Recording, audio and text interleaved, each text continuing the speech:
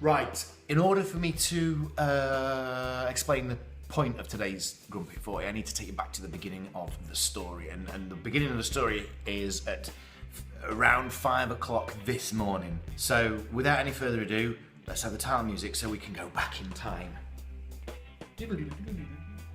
What? Oh, that's bloody shit. No, I've had enough now. Oh, Grumpy at 40. Welcome. I'll try and tell this as concise and clear as possible so you don't need to ask questions.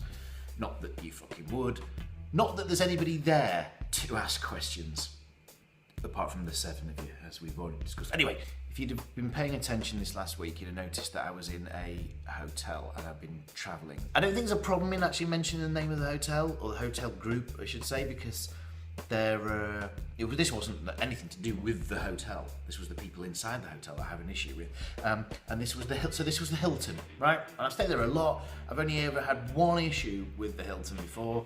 But otherwise, it's a great place, right? So at 5 o'clock this morning, not exactly, obviously, I was awoken by the fire alarm going off. Woo, woo, woo, woo, woo. Fucking screaming like a banshee in my room. Red light, pow, pow, pow, pow. And, well, my background in health and safety is that I am a first aider and also a fire warden, certainly at the place I work. So I'm not going to interfere with this. This is their job. So my job is to get out. Get to the fire assembly point, get out, right? Safety first. Statistically, there are more accidents caused by people running back to collect something or someone. Bear that in mind, pin that. Here's the problem I have. I'm in my pyjamas. I've woke up with an erection. So I'm shocked, and then I've got a bonk on, and I'm trying to work out if I go out of the room now, it's gonna show. For a split second, I actually thought, shall I put some pants or jeans on? I was like, no, dickhead.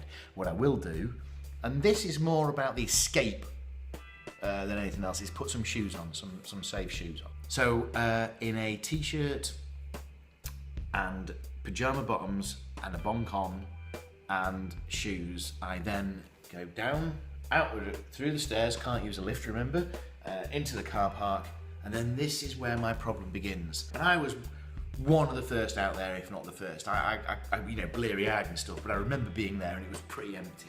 People started turning up in coats, jeans, shoes and stuff like that. I thought, have they been awake all night? Then all these people started showing up, like with fucking suitcases, like 5 minutes after I got there. Fucking suitcases.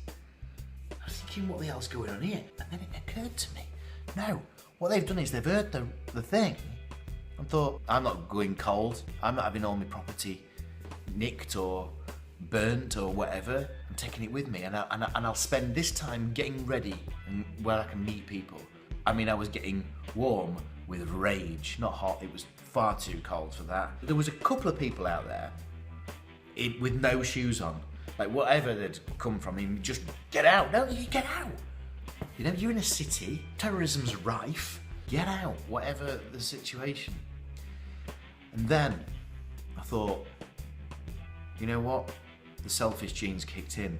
These people may have a flight to catch because we're in a big city. They don't know when they're going to get back into the room. Of course, they've got to take their stuff. I thought to myself, you're being stupid.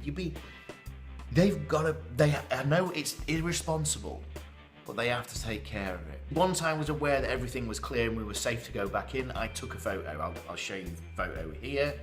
So that was from where I'd been stood there this whole time. So I then tried to get to sleep. I couldn't, obviously, and I was waking up at, I think I'd set my alarm for about 5:45 anyway, so I'm just gonna get up, have a poo, shower, get dressed, drive into work. So I was kind of at peace with that thought for the rest of the day. On the drive home tonight, it just occurred to me, those people, regardless of flights to catch, regardless of their belongings, they, by staying in their rooms and getting dressed, endangered the lives of people who were looking to clear the building. This wasn't a drill. The fire brigade were really happy that it was safe to go back in and stuff, but they didn't know that. And now I'm not at all at peace with what these people did, because You can reschedule flights. You can. You can replace property items. You can't replace a life. I'm not even talking about their lives, I'm talking about lives of others. Very difficult to think about what to title this.